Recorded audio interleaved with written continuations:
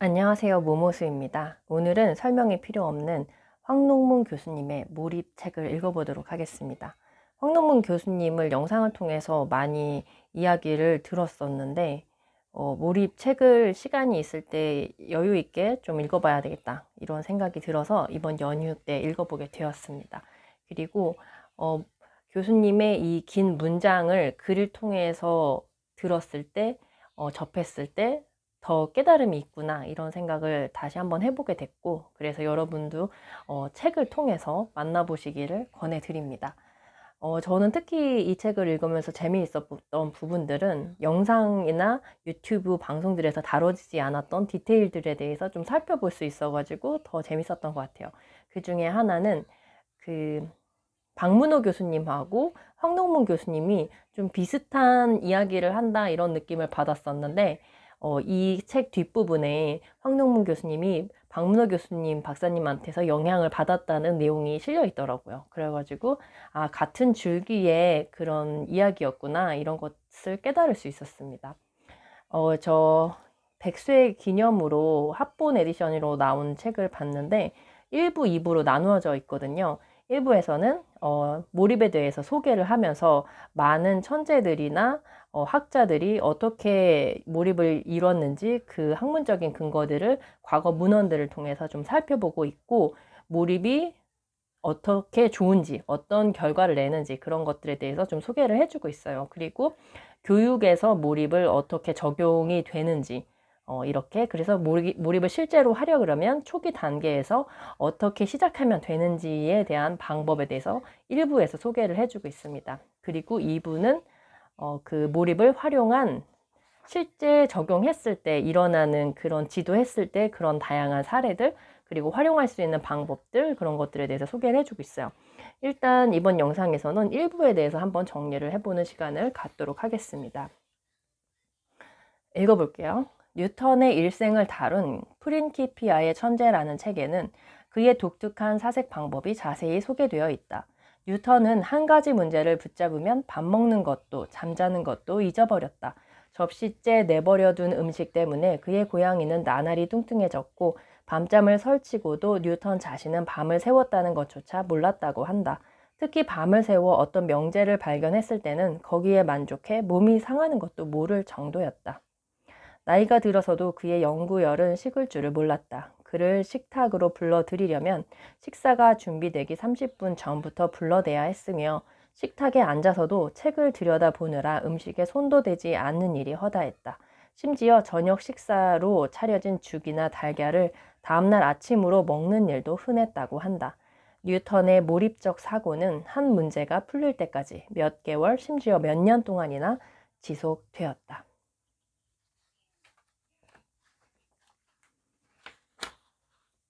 파인만의 전기 천재 책에 의하면 파인만은 첫 번째 아내와 사별한 뒤 메리루라는 여성과 재혼을 한다. 하지만 그들의 결혼 생활은 오래가지 못했다. 사교와 파티를 좋아하는 메리루와 파인만은 맞지 않는 옷처럼 서로 겉돌기만 했다. 이들은 이혼에 이르게 되었는데, 당시 메리루가 법정에서 진술한 내용이 미 전역의 신문에 보도되면서 자신의 일에만 몰입해 있는 과학자들의 일상이 호사가들의 입에 오르내렸다.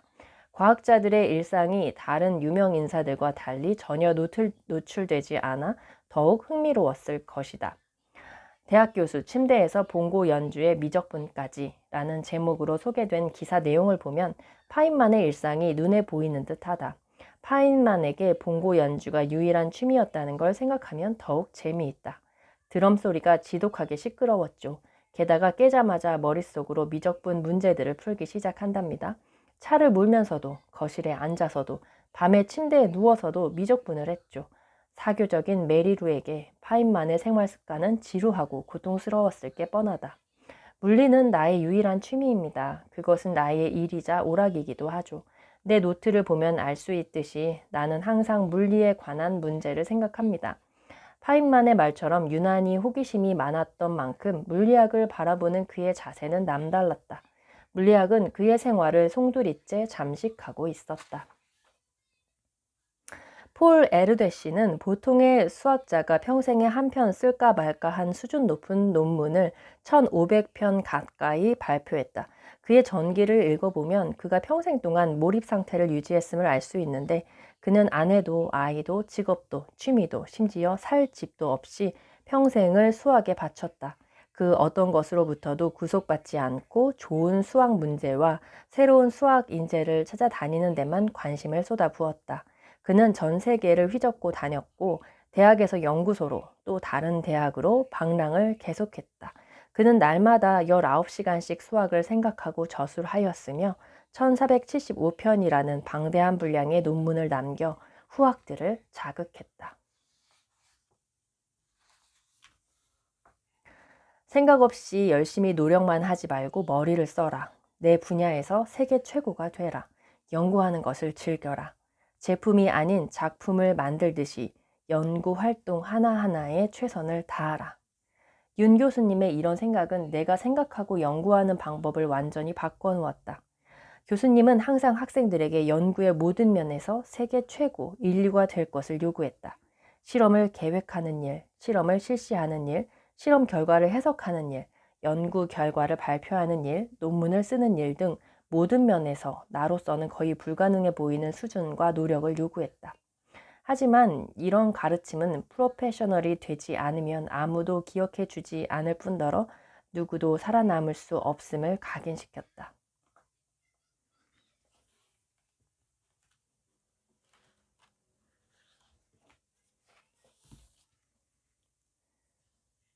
그럼 해마는 어떤 기준으로 중요한 정보와 그렇지 않은 정보를 구별하는 것일까? 그 기준은 정보가 입력될 때의 감정의 강도와 정보의 반복 횟수이다. 해마는 정보가 입력될 때 아무런 감정이 없거나 약한 정보는 폐기하고 강한 감정을 가진 정보는 장기 기억으로 보내서 저장한다.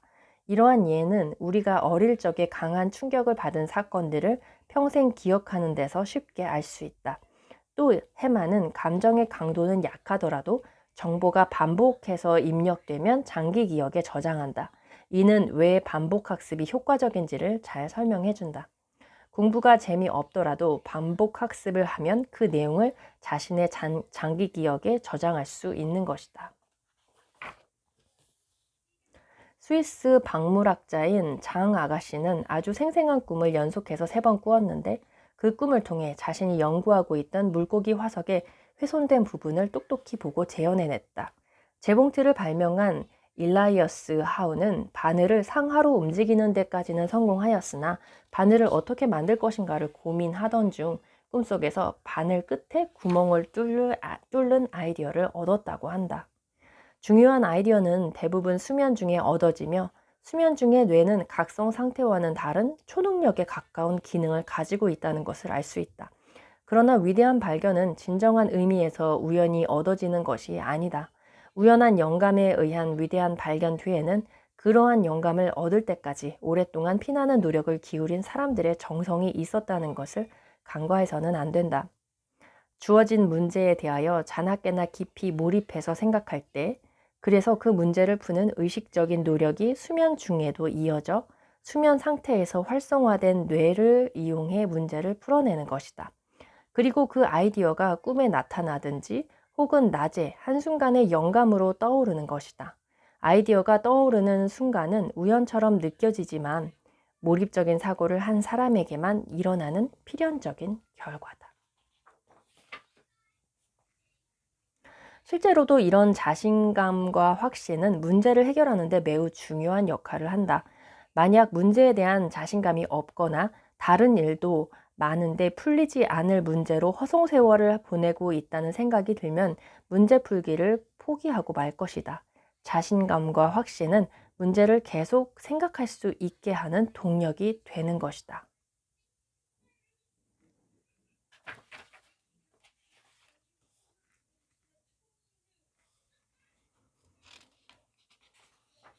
몰입에 들어가기 직전까지는 주어진 문제에 대하여 오로지 생각만 해야 한다. 관련된 문헌을 검색하고 논문이나 책을 보면 하나로 모아져야 할 집중도가 현저하게 떨어지고 만다. 관련 문헌을 읽는 것이나 남들과 관련 내용을 토론하는 것은 일단 몰입 상태에 들어간 뒤에 해야 한다. 방금 관악산 등반을 다녀왔습니다. 교수님의 도움으로 어떻게 하면 죽을 때 후회하지 않는 삶을 살 수 있을까라는 저의 가장 큰 화두가 해결되었습니다.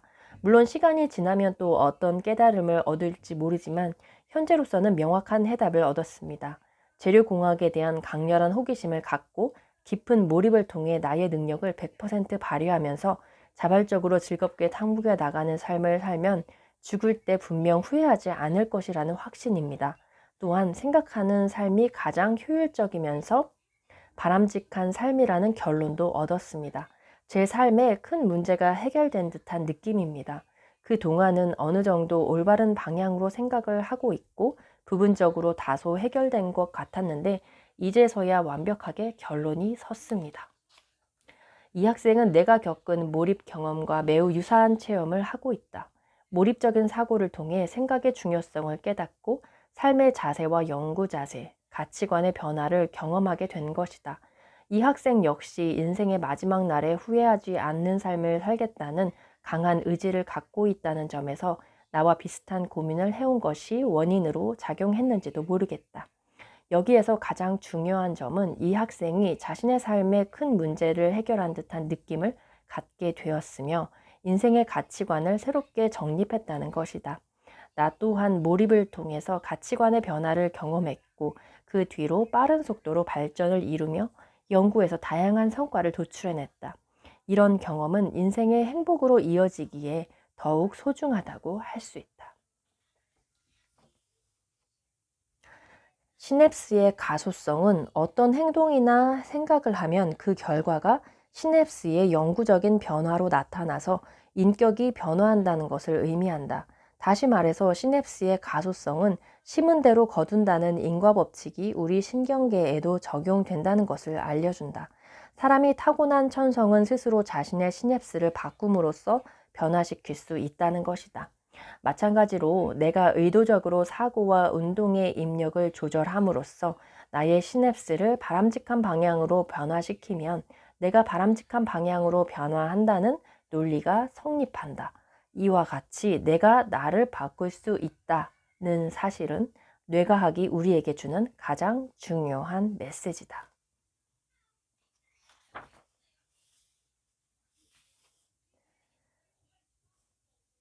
동물은 생존을 위하여 숙명적으로 움직여야 하기 때문에 지각 기능과 운동 기능이 필요하고 뇌가 발달해야 한다. 또한 이러한 움직임은 어디로 움직일 것이냐라는 목적 또는 방향성을 필요로 한다. 어떤 동물도 목적 없이 움직이지 않는다. 목적 지향은 동물의 본질이다. 우리가 어떤 행동을 하더라도 거기에는 이유가 있는데 그 이유가 바로 그 행동의 목적이 된다. 우리가 하는 모든 행동의 바탕에는 목적 지향이 깔려 있기 때문에 일단 명확한 목표를 설정하면 무조건 그것을 추구하는 경향이 있다. 가령 테니스 경기를 한다고 하자. 이때는 상대방을 이기는 것이 설정된 목표이다. 경기를 하다가 공이 라켓에 잘못 맞아 실점을 하면 짜증이 난다. 목표에서 멀어지는 방향이므로 불쾌감이라는 부정적인 보상을 한다. 이러한 부정적인 보상은 나를 각성시켜 경기에 조금 더 집중하도록 유도한다. 집중을 함으로써 수행 능력을 향상시켜 경기에서 실수를 줄이게 된다. 만약 성공적인 플레이를 해서 점수를 따면 짜릿한 쾌감을 경험한다. 이 성공적인 플레이는 작은 목표의 성취이고 큰 목표로 가까이 가는 방향이므로 즐거움이나 쾌감이라는 긍정적인 보상을 한다. 몰입은 산만한 상태에서 높은 집중도로 가는 행위이다.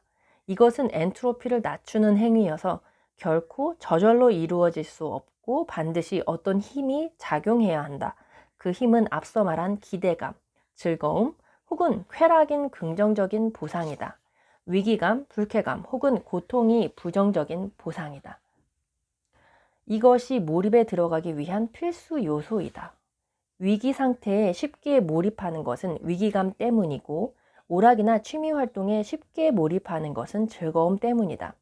긍정적인 보상과 부정적인 보상이 유도하는 목적 지향성은 우리 뇌가 작동하는 기본 메커니즘이다. 그러므로 몰입에 들어가려면 반드시 위기감을 활용하거나 재미를 활용하거나 목적 지향을 이용하여야 한다. 다른 방법이 없다. 이러한 사실을 고려하면 몰입도를 올리기 위하여 필요한 사항이 무엇인지 명확해진다. 목표 설정이 의미를 만든다.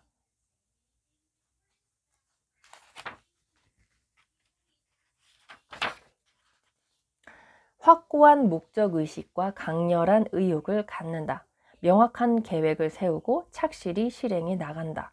주위 사람들의 부정적인 견해는 깨끗이 무시해버린다.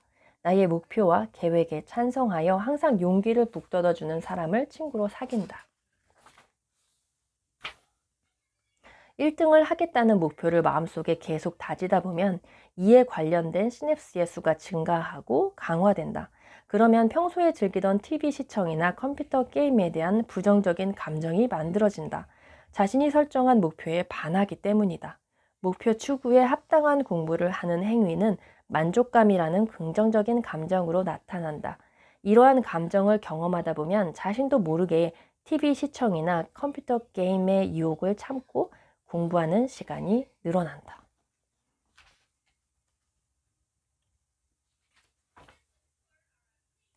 마지막으로 몰입적인 사고를 시도할 때 마음의 부담 없이 긴장을 풀고 천천히 생각하지 않거나 규칙적인 운동을 하지 않으면 두통 같은 부작용이 생기는데 화두선에도 상기라 하여 유사한 부작용이 있다.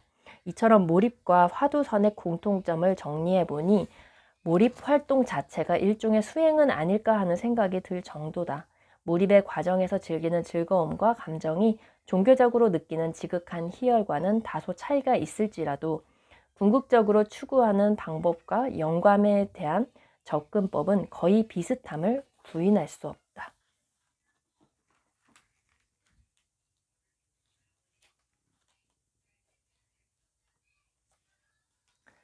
여기서 우리가 주목할 점은 의도적인 노력을 통해 수동적인 몰입을 능동적인 몰입으로 바꿀 수 있다는 것이다. 몰입에 들어간다는 것은 산만한 상태를 벗어나 고도의 집중 상태로 접어든다는 것을 뜻한다.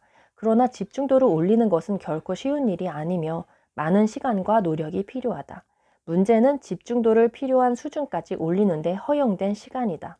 충분한 시간이 주어지면 집중 상태로 가기가 비교적 쉬워 능동적인 몰입을 할 수 있지만 허용된 시간이 부족할 때는 상황이 달라진다. 단시간에 집중 상태로 들어가는 일 자체가 쉬운 일이 아니다 보니 위기감이 엄습할 때나 몰입이 가능해지고 전반적으로 수동적인 몰입의 양상을 띠게 된다. 등산을 예로 들어보자. 어떤 산의 정상에 올라가는데 평균 3시간이 걸린다고 하자.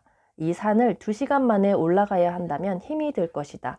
이 산을 1시간 만에 올라가야 한다면 이번에는 힘든 것을 지나 고통스러울 것이다.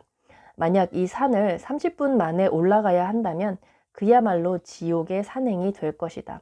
그러나 4~5시간에 걸쳐 천천히 산책한다는 기분으로 올라간다면 등산은 즐거운 놀이로 변한다. 몰입도 마찬가지다. 충분한 시간을 가지고 천천히 들어가려고 하면 수반되는 고통을 최소화할 수 있다. 몰입이 자율적으로 구현되면 더할 수 없는 기쁨을 느끼지만 사자에게 쫓기는 것 같은 위기 상황에서 구현될 때는 지옥에 빠진 듯 고통스럽다.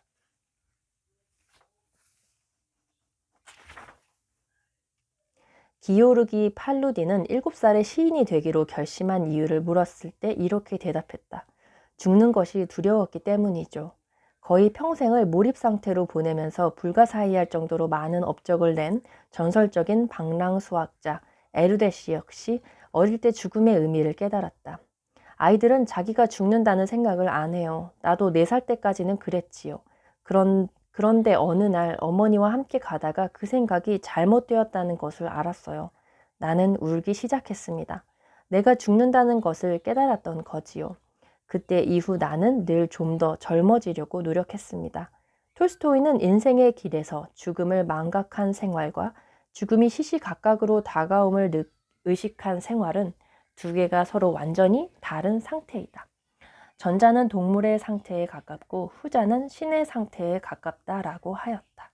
내가 몰입을 하게 된 동기 역시 죽을 때 후회하지 않는 삶, 즉 최선의 삶을 살아야 한다는 생각을 진지하게 하면서부터였다.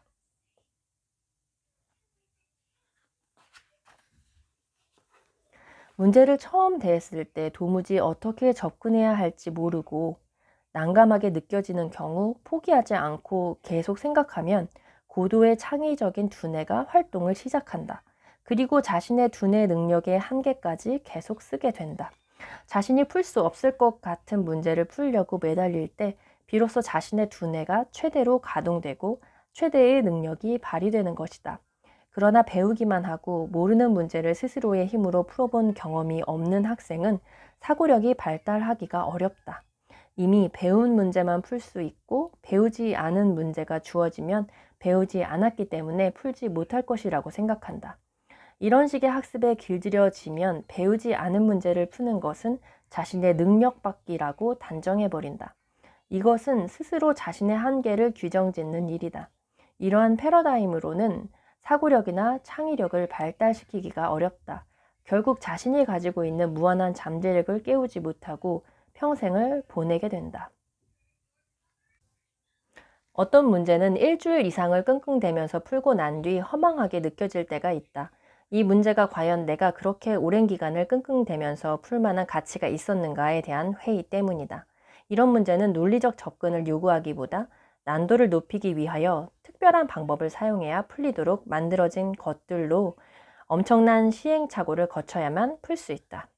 이런 경험이 반복되면서 나는 문제의 난도는 높지만 오랜 시간 동안 생각할 가치가 있는 문제를 찾게 되었다. 그러다가 발견한 방법이 앞으로 배울 단원의 내용을 공부하지 않은 채 그 단원의 문제를 바로 푸는 것이다.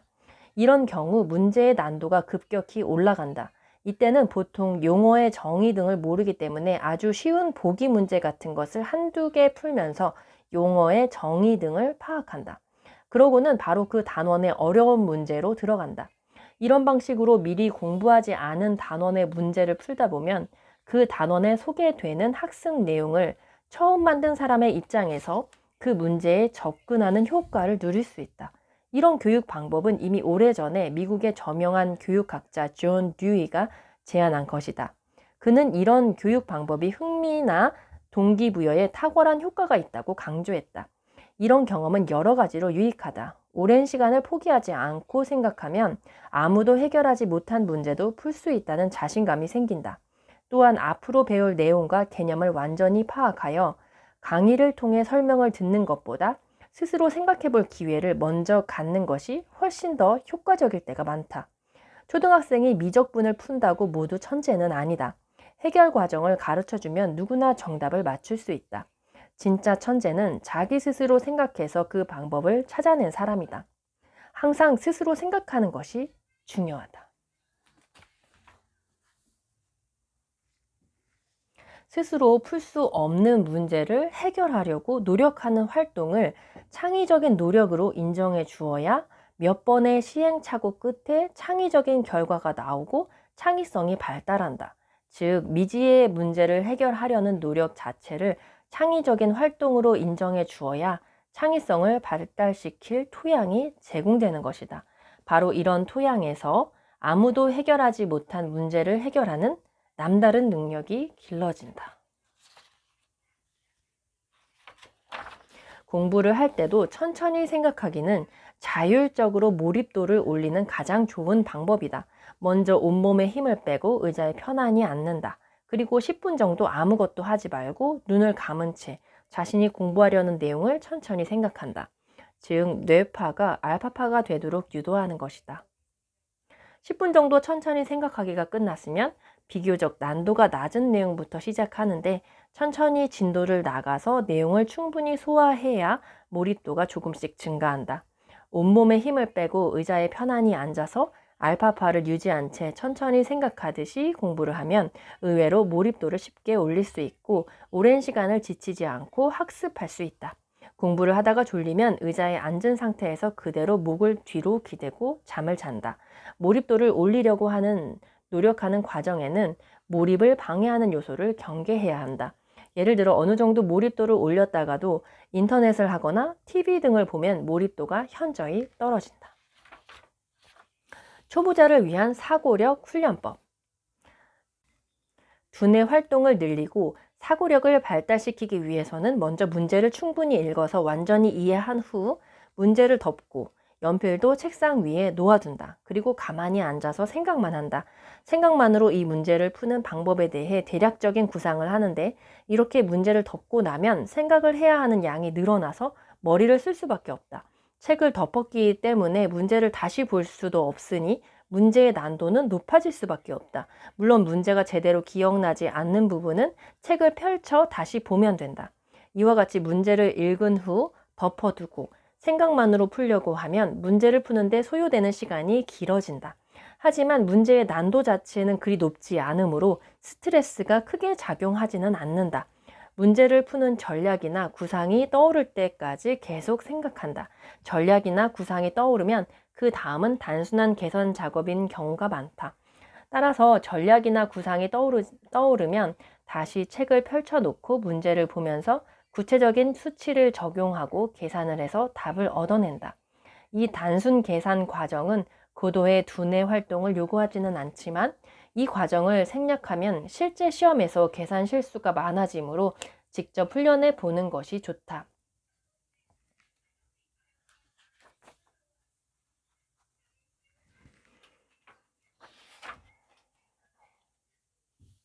이렇게 어릴 때부터 난이도를 조절하면서 수준 높은 사고를 훈련하는 것이 바로 영재교육이다.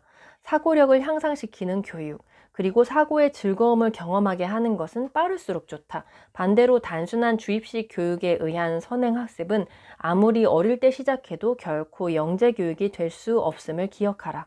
대부분의 사람들은 초등학교에서 대학, 그리고 대학원까지 대략 20년 동안 비슷비슷한 학습을 한다. 이처럼 학습을 통해서 지식의 경지에 이를 수도 있다. 하지만 이런 식의 학습은 독창적이고 유용하다는 평가를 받기가 힘들다. 요즘처럼 인터넷이 발달된 사회에서는 거의 모든 지식이 공개되어 있고 누구나 쉽게 접근할 수 있기 때문이다. 그 가치를 높게 인정받을 수 있는 것은 사고력, 창의력, 문제 해결력이다. 이런 능력은 아무리 발달시켜도 부족할 만큼 중요하다. 따라서 20년간의 학습 기간 동안 미지의 문제를 스스로 생각해서 해결하는 훈련을 통해 문제 해결의 경지에 이른다면 더 이상 바람직한 학습 방법은 없을 것이다. 하지만 안타깝게도 현재의 입시 위주 교육은 지식 습득을 위한 교육에서 벗어나지 못하고 있다.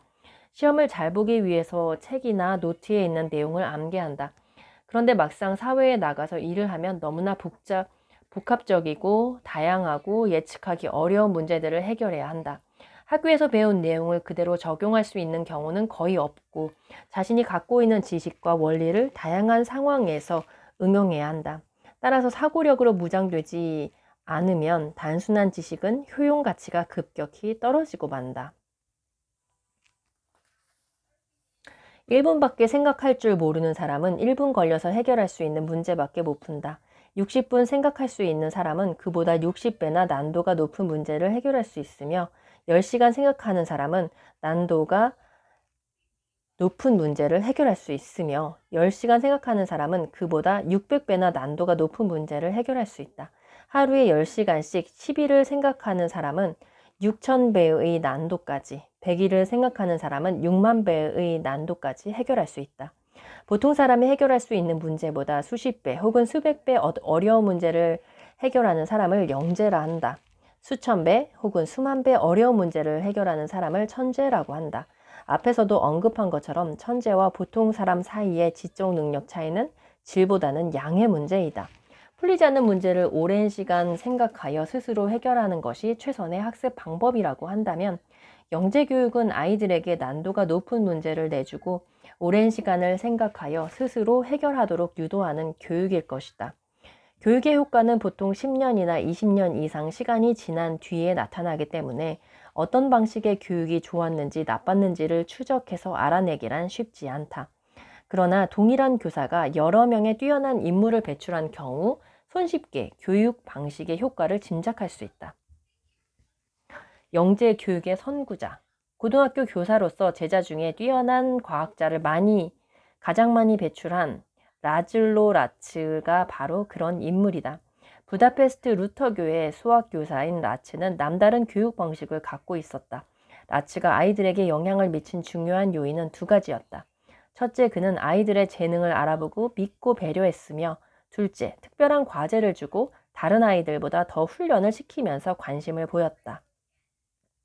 또 교내 수학 잡지에 한 달에 한 번씩 새로운 문제를 출제해 아이들에게 지적인 자극을 제공했다. 이 문제들은 고등학생들이 한 달 동안 몰입하여 풀어야 할 정도로 어려웠다. 아이들은 이 문제를 풀기 위해 경쟁적으로 몰입적인 사고를 해야 했다. 이러한 경험은 아이들에게 어려운 문제를 가지고 지속적으로 사고하는 습관을 만들어주는 동시에 깊고 날카롭게 생각하는 사고력을 발달시켜 주었다. 이 아이들이 훗날 과학자나 수학자로 대성한 것은 당연한 결과일지도 모른다. 사고력을 높이는 질문식 교육법. 사각형의 넓이를 학습한 후 삼각형의 넓이를 배우려는 초등학교 4학년 학생이 있다. 기존의 수업에서는 삼각형이 사각형의 절반이므로 넓이는 밑변 곱하기 높이 나누기 2라는 공식을 가르쳐 준다. 그리고 밑변의 높이가 무엇인지 설명하고 비슷한 문제를 복습하게 하여 삼각형 넓이를 구하는 법을 익힌다. 그런데 이러한 교육은 삼각형의 넓이를 구하는 지식은 알려주지만 사고력을 높여주지는 않는다. 그럼 사고력을 키우기 위해서는 어떻게 가르쳐야 할까? 열쇠는 질문식 교육에 있다. 질문식 교육은 공식을 일체 설명해주지 않고 아이 스스로 해결하도록 먼저 문제를 제시하는 방식의 교육법이다.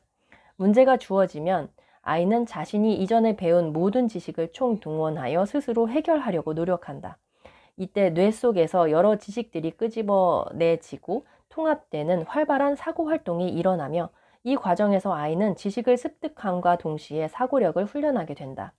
질문식 교육이 효과적으로 적용되기 위해서는 첫째, 아이의 수준에 따라 난이도가 적절한 문제를 내주어야 하고, 둘째, 내용 습득에 도움이 되는 핵심적인 질문을 만들어야 하며, 셋째, 가르치는 사람이 그 분야에 대한 깊이 있는 지식을 갖추어야 함을 알아두자. 시카고 대학 수학과의 세계적인 위상을 높이는데 로버트 무어의 교육법이 한몫했다. 무어는 학생들이 수학책에 기술된 정리와 증명을 해설하는 강의를 그대로 듣거나 책에 나온 대로 문제를 푸는 기존의 소극적인 방식의 공부를 거부했다. 그는 학생들이 자신의 힘으로 주어진 정리의 증명을 발견하고 개념을 정의하는 등 스스로 하는 경험을 통한 수학 교육을 추구했다. 강의 역시 설명이나 배경 지식 없이 곧바로 처음 보는 문제를 학생들 스스로 증명하도록 했다. 무어는 이런 수업 방식을 통해 학생들의 창의적인 수학 능력을 개발하고 올바른 논리적 추론 방식으로 아이디어를 엄밀하게 표현하는 능력을 개발하고자 했다.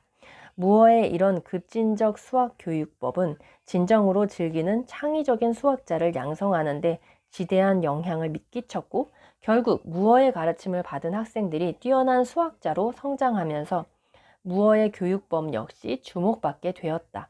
이것이 바로 사고력과 창의력을 높이는 교육이다. 무어의 수학 교수법은 앞서 말한 질문식 수업 방식과 상당 부분 일치한다.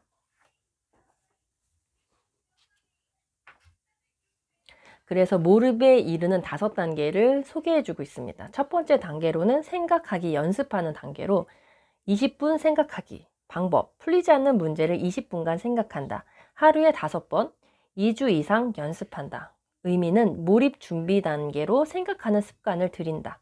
목표는 자신의 능력에 대해 자신감을 갖는다. 몰입 2단계로 넘어가기 위해서는 생각만으로 문제를 푸는 체험을 반드시 해야 한다. 일반적으로 대부분의 학생들은 어떻게 풀어야 할지 모르는 수학 문제에 부딪히면 자신은 아무리 노력해도 그 문제를 풀 수 없을 것이라고 단정한다. 그리고 이렇게 어려운 문제는 푸는 법을 배워서 터득해야만 풀 수 있다고 생각한다. 그러나 당장 해결할 수 없는 문제라도 포기하지 않고 계속 생각해서 풀려고 연습하면 처음에는 실패하겠지만 어느 순간 아이디어가 떠올라 생각만으로 문제를 푸는 경험을 하게 된다. 절대 풀 수 없을 것 같던 문제를 얼마 동안의 생각만으로 해결하는 경험은 놀라운 감정을 가져다 준다. 이러한 경험을 몇 번 하면 이제 자신을 믿게 되고 자신감을 가지고 생각하기를 실천할 수 있다. 단언하지만 누구든지 자신의 수준에 적합한 문제를 가지고 연습을 하면 이런 경험을 할 수 있다. 제2단계 천천히 생각하기 2시간 생각하기 방법. 풀리지 않는 문제를 2시간 동안 생각한다. 하루에 한 번, 2주 동안 연습한다. 의미는 힘들이지 않고 오래도록 생각하는 방법을 터득하는 과정. 목표. 생각하는 것이 전혀 힘들지 않고 종일이라도 생각할 수 있는 상태에 도달한다. 천천히 생각하는 법을 훈련하기 위해서는 앞에서 언급한 것과 같이 난도가 낮은 문제가 더 유리하다. 다음은 초등학교 4학년 수학 문제이다. 이 문제들을 천천히 읽고 문제를 완전히 이해한 다음 문제를 덮는다. 그리고 천천히 생각한다. 이 문제들은 어렵지는 않지만 각 문제당 10분 정도 시간을 갖고 충분히 생각한다는 마음으로 천천히 머릿속으로 푼다. 머리에 아무런 부담이 없을 정도로 일부러라도 천천히 생각하면서 풀어야 한다. 네, 이렇게 일부의 내용 중에서 정리를 해봤습니다. 이렇게 교육에 관해서 굉장히 관심이 많으시더라고요. 이분이 교수님이시기도 하니까 후학들을 양성하고 있어서 학생들에게 이런 몰입 방법을 어떻게 가르쳐 줄 수 있을까, 이런 고민들이 있었던 것 같고, 그래서 교육에 접목하는 많은 부분들이 있었고, 또 공대 교수님이다 보니까 수학이나 과학에 관해 문제에 대해서 공부하는 방법을 많이 다루고 계시더라고요. 그래서 그렇게 의도하지 않았는데 이런 수학에 관한 공부하는 방법을 이 책에서 많이 아이디어를 얻을 수 있어서 너무 좋았던 것 같습니다. 네, 감사합니다.